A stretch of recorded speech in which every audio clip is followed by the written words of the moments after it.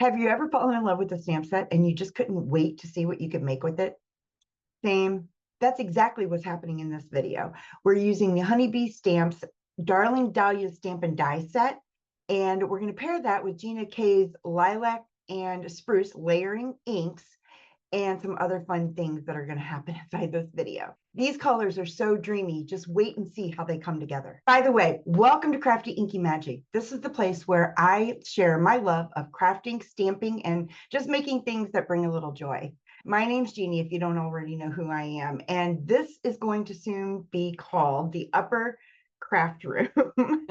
Just say it's a work in progress. You know how it goes. Before we dive in, go ahead and like, subscribe, and hit that bell so that you get notified every time we go live or put something out. Trust me, you don't want to miss out on the fun or the messes. There's a lot of both around here. All right, let's grab those stamps, grab your inks, and let's make something beautiful together. Let's do this.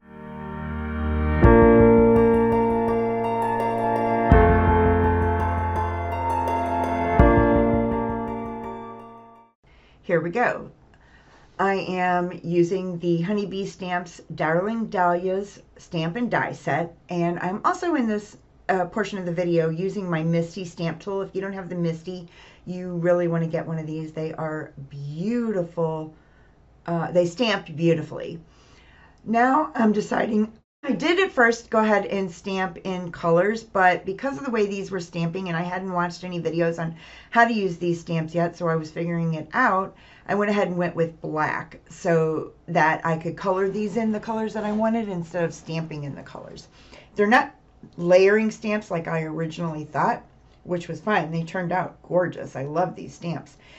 And I just stamped multiple elements so that I could make, yeah, if later I wanted to make more than one card, I can do that. I'll have a bunch of them stamped out. I usually do that. You can see here I messed up. I put the stamp on upside down, so I had to clean it. But anyway, I usually batch create cards, so I cut out a lot of elements at once so that later on, if I need a card in a hurry, I can just go upstairs and stamp, put one together quickly. Okay, so I just keep stamping a bunch of elements out here, and I'm using all the black and getting great impressions using my Misty tool.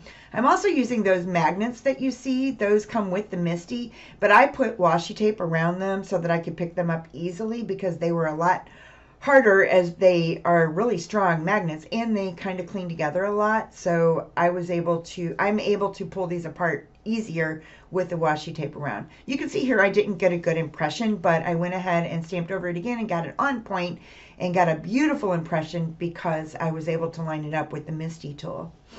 And I just continue here to stamp out more elements and get just a ton stamped out so that, like I said, I can later on go ahead and put some quick cards together using these elements, which I absolutely love with the Darling Dahlia stamp set. I do use the Darling Dahlia dies to cut them out. They're the matching set when I do finally get them cut. And I made a mistake while I was cutting them. I left one of the dies on the top of the plate not knowing, and I put the rest of them through, and it cut through, not quite through, two of my dies of the Darling Dahlia stamp set, but it turned out okay. That they do have some indents in them, but they're cutting beautifully still, so I was happy that it didn't ruin the dies. So now I'm inking them up, and I'm using the Gina K Designs layering inks, lilac layering inks, and I'm doing lighter hand overall to get coverage, and then going in with the darker lilacs in the middle to make it really look realistic. And on the leaves, I'm using the light spruce, dark spruce, and medium spruce layering inks of Gina K's. And I am, again, going in lighter on the overall coverage of the leaves and then going in with darker inks around the edges. And then I end up, you'll see here in a second, I went ahead and covered the veins darker as well, so it really gives that realistic look.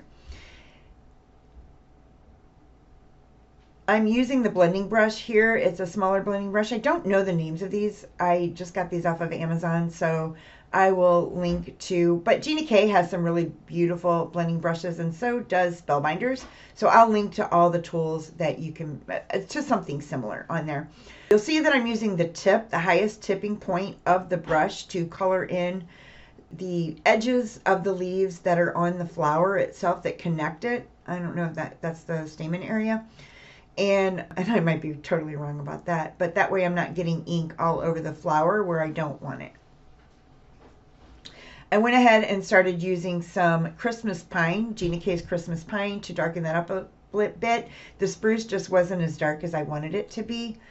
And so I went ahead and brought that in. And now I'm using the darkest Gina K lilac ink to darken up the middle or the beginning of the flower, and then going in with a lighter hand up top to get that realistic look. And now you'll see that I have ink all over my hands because I am the messy crafter. Okay, so now I've cut these out. I lost a leaf during that mishap that I had. And I'm also bringing in the Concord 9th stamp, background stamp. It's called Barn Door. I really love this stamp. I never used it until now, and I thought it was going to be great to be paired with the Honeybee stamp set, Darling Dahlias. And I'm also using soft granite. It's by Hero Arts ink for this background die. And you'll see that I'm not really getting a good impression because this is a very large stamp, and especially up in that corner, but because of the misty, I'm able to keep going over it and over it. And then finally, I decided I'm going to stamp it one more time, and I end up, the cardstock comes up with it, so I just left it on the stamp and just started going over it with the Chucky tool to get a really good impression, and I finally did get a good stamp, a good impression with that stamp. Cleaning the stamp with the tidy towel. Now I am going to decide where I'm going to put the elements of the Honeybee stamps on my Darling Dahlia stamps on my card front. And I am using the Fiskars trimmer to cut down my cardstock here. And I just cut it down to 8.5 by 4 1/4, and now I'm scoring it at, I cut it down to 5.5 by 4 1/4 and scored it at 5.5. And now I need to cut down the background card front by 1/8 of an inch on each side to get it to fit on the card itself, and I need to cut it down another 1/8 of an inch, and then I finally get the size that I want. And so I'm going to go ahead and pop that up on my card, the card front on my card, with some foam tape, and you'll see that I have a very large roll of this. I've had this forever, and it is yellowing actually, so I want to use it up, but it's still very sticky and works well. I'm having a hard time lining this up here, but I did finally get it lined up where I wanted it. And I start again adding the foam tape to my elements. And then because the foam tape is so all over the underneath of the flowers, I couldn't fit the elements where I wanted them to. So I had to readjust how I was going to put this card together. And I did only put foam tape on the one side of that flower, so I could maybe fit those in underneath there, which did help. And I stuck that flower just straight down to the card because it fit better. And once I get these arranged and decide where they're going to go, finally I was very happy about that. I started foaming up the leaves, and you'll see that I was cutting down some of the foam so it didn't show through. And didn't end up using that leaf because I couldn't get it to fit in there. And this is where I glued that flower straight down to the card because I didn't want to fight it anymore. And it looked fine. Then I started flipping up the sides of the flowers to get that dimension, a little bit more dimension with the card. And there, I have that done. And still trying to fit that leaf in. It doesn't fit, and I end up not using it because it just doesn't work. I don't know why I wanted to use that so badly. So then I bring in my die set for my sentiments here. And I am making this card for a friend that is going through a rough time. And so I just used the sentiment to my sweet friend, and I went ahead and stamped it out on some black cardstock. And I decided I'm going to do some heat embossing with this, so I went ahead and used the Hero Arts pigment ink to stamp this and be able to, so that I can put some wow powder on it, just white wow powder. I think it's clear actually, it's clear wow powder, and I'm covering that really well. And then I start heat embossing. And I don't remember the name of the tool that I use for the heat embossing, so I will link all of that down below once I post this video. I'll put all the links in the description. And now I'm heat embossing my cardstock there. And you got to be careful when you touch this after. You'll see that I smeared it just a little bit, but it's really got to cool down before you touch it, I learned, so that you don't smear your ink and your sentiment. And I went ahead and decided to pop this up on foam score so it doesn't get lost in the flowers.